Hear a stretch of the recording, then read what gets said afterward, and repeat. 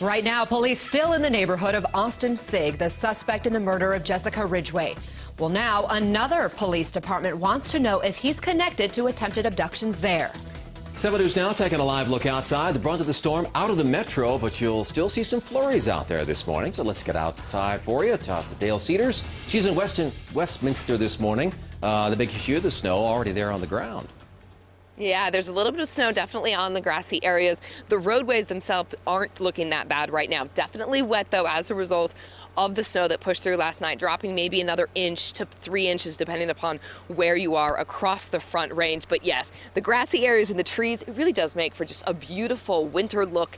Winter-like, at least, as we're definitely not in winter just yet, but with these cold temperatures, it feels like it. You know, when you have temperatures in the 30s and then just a little bit of the breeze that we're seeing this morning, this wind chill brings it down into the 20s. It is very cold. So if you're heading out to work, make sure you bring some warm jackets, some gloves. Sending those kids off to the bus stop, yeah, bundle them up very nicely because they are going to need it if they're having to wait outside for any length of time this morning, even just about 5 minutes. Now, we are going to see a little warm up, though, coming over the next few days. So let's head back inside to Lisa, and she's got more on that. And you can see a little wind, a little breeze there where Dale is. And with that wind chill, we've got numbers right around 15 degrees. That's what it feels like in Denver right now. So wind chill's well below freezing. Here's what it looked like at 6 o'clock last night. That's when we had snow moving through Denver.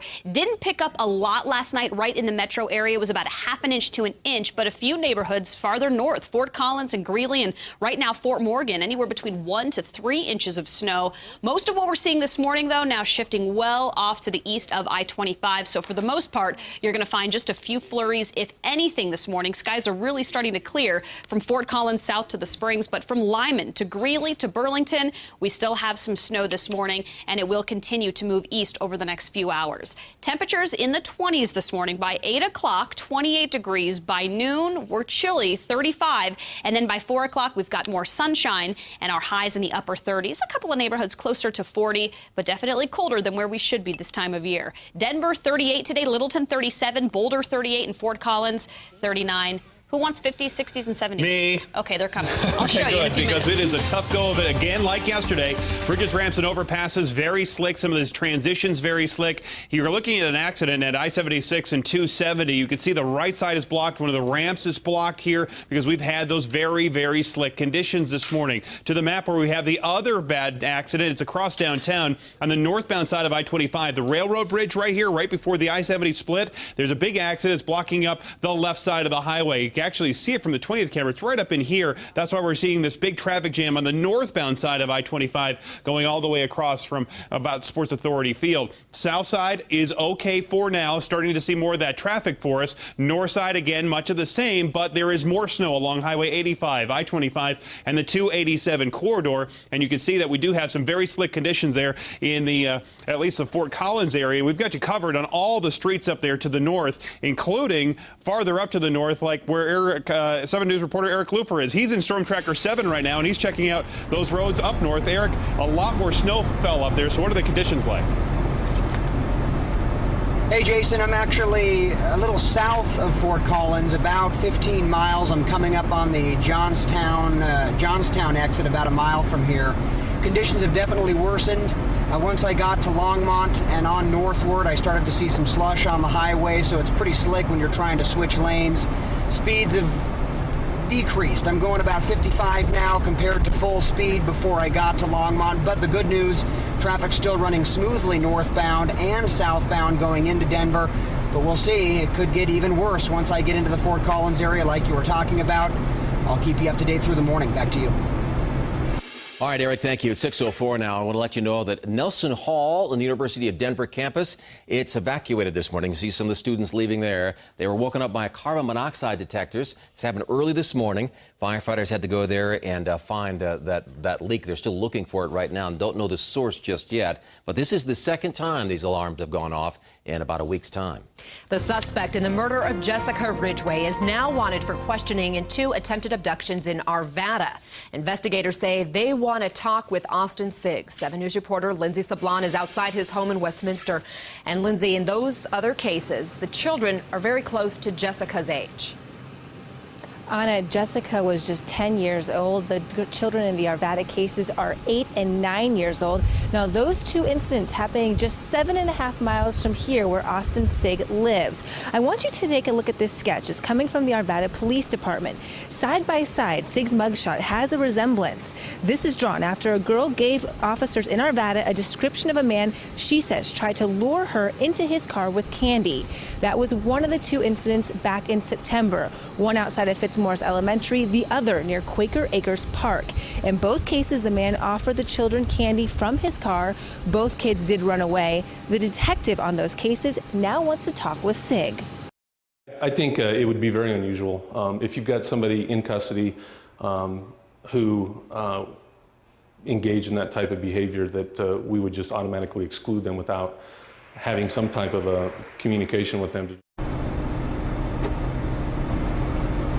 Cases is different than Sigg's. He drives a Jeep.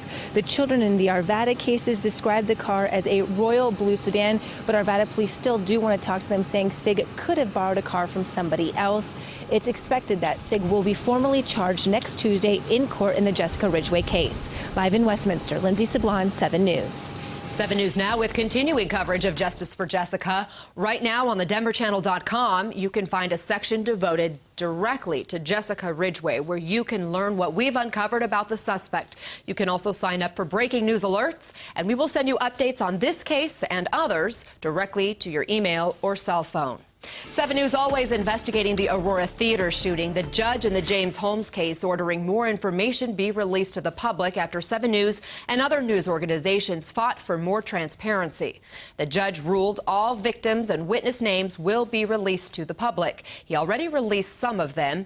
You may recall when Holmes was initially charged with 142 counts, the names of those victims were released. But since then, he's been charged with 24 more counts, and those victims' names were blacked out. Now, the judge also releasing Dr. Lynn Fenton's client summary about James Holmes. When she took the stand in late August, she was questioned extensively about that. But when the court released that document last month, it was completely blacked out. So now it will be unredacted. The judge is still keeping the affidavits and the search warrants sealed. A news alert at 6:07. The Taliban is now claiming responsibility for the latest insider attack against American troops overseas.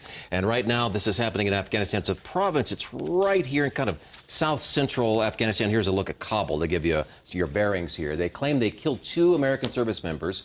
A U.S. spokeswoman confirms this. Say authorities still trying to figure out, though, if the attacker was truly a member of the Afghan security force or perhaps someone just dressed up in some kind of government uniform. But this person turned the gun on these 2 U.S.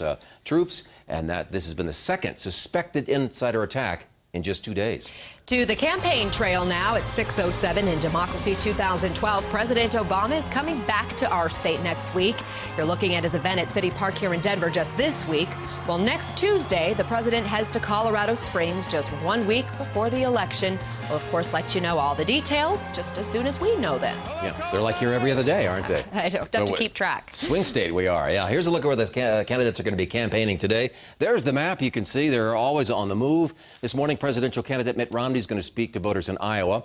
Running mate Paul Ryan, he's going to do the same. He'll be over in Huntsville, Alabama. Later in the day, the two are going to meet up at a high school rally in Ohio. President Obama will spend the day back in the nation's capital. When he's there in D.C., he's going to do an interview actually for MTV that'll air today. Vice President Joe Biden, he's going to speak at 2 universities. He'll be in Wisconsin. We're down to just 11 days until the election. And the math now shows whoever takes Ohio, that's probably the person who will win the election. Now, right now, President Obama has a slight lead there by just 5 percentage points. And he was there, as you can see, last night. If Mitt Romney had been president when the auto industry was on the verge of collapse, we might not have an American auto industry today. The auto industry supports 1 in 8 Ohio jobs. Very important. But look at the national polls. Mitt Romney leading the latest ABC News Washington Post poll. He has 50%. The president trails by 3 percentage points there. Romney focusing on jobs. My priority is jobs, jobs, jobs, and we're going to get them here in Ohio. Both campaigns are trying to lock in their supporters and get them to the polls now in Ohio and other states like ours that have early voting. Yesterday, the president stopped in Chicago, in fact, to cast his vote. Now, as we get closer to the election day, 7 News has you covered. We'll have all things here on the air and certainly on our website, thedenverchannel.com. And there you can find our Truth Tracker series. It looks at all those political ads you see on television. Happening today, former Senator George McGovern will be laid to rest in Sioux Falls, South Dakota. At this prayer service yesterday, Vice President Joe Biden called McGovern the father of the modern Democratic Party. McGovern died on Sunday at the age of 90. We are on fire alert this morning for the Wetmore fire burning west of Pueblo. Some residents whose homes have burned are being allowed to get back in there to kind of inspect the damage. This fire is 65% contained this morning. That's up from yesterday. The fire has burned about 2,100 acres. It has destroyed 14 homes. That has not gone up since yesterday. Many evacuation orders have been lifted, so a bit of good news there. But one neighborhood still evacuated there this morning. And for the Rock Cap fire burning in southwest Colorado, someone has been arrested in connection with starting that fire. And that person is being held on suspicion of 4th-degree arson with a bond set at $3,000. Investigators say it was started by someone who was burning trash. It started Wednesday. It spread about 400 acres because of the high winds we've had. 30 homes had to be evacuated. No structures lost. That fire, 70% contained this morning.